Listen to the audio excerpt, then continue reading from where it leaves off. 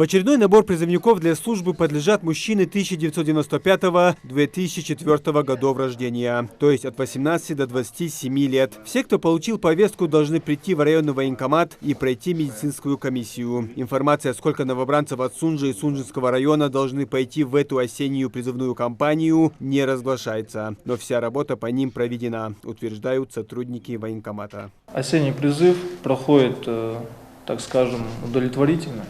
Хотелось бы, конечно, лучше, чтобы граждане отзывались. Так, нами проводится работа совместная с органами местного самоуправления, с правоохранительными органами по обеспечению призыва. Организовываем сходы граждан, проводим беседы касаемо призыва. Так, впрочем, вот такие плановые мероприятия проводятся в нашем военкомате.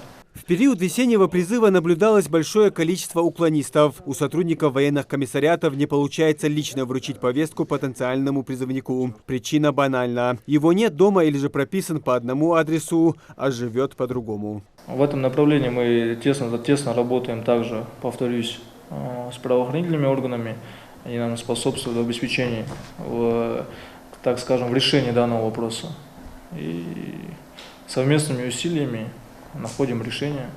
Военный призыв этой осенью начался не 1 октября, как обычно, а месяцем позже. Несмотря на сжатые сроки, военкоматы республики смогли организовать работу и отправить несколько партий новобранцев для службы в вооруженных силах. Сотрудники военкоматов напоминают, получивший повестку не обязан отправиться служить. Она говорит, что необходимо явиться в военный комиссариат. И только если молодой человек годен для службы, его отправят туда. Если же нет, дадут отсрочку. Категория отсрочников – это больные люди, те люди по состоянию, то есть, которые имеют 2 или более детей, как я уже сказал, больные люди, то есть категория болезни также у нас проходит через медкомиссию. Если данный человек подтверждается, что он имеет право на отсрочку, то мы ему ее предоставляем. И люди, ухаживающая категория, но это индивидуально, конечно, касаемо этого вопрос рассматривается, и если данному человеку полагается отсрочка, мы его предоставляем. Данные люди, думая то, что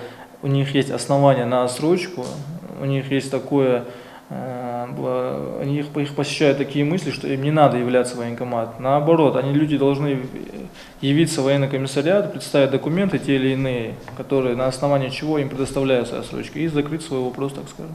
Ингушских призывников в эту кампанию отправят служить в зенитно-ракетные войска, военно-морской флот, войска Национальной гвардии, военно-космические войска. В целом на военную службу в стране будут призваны около 120 тысяч человек. Завершится осенний призыв в конце года. Муслим Ганиев, Магомед Даскиев, Новости 24.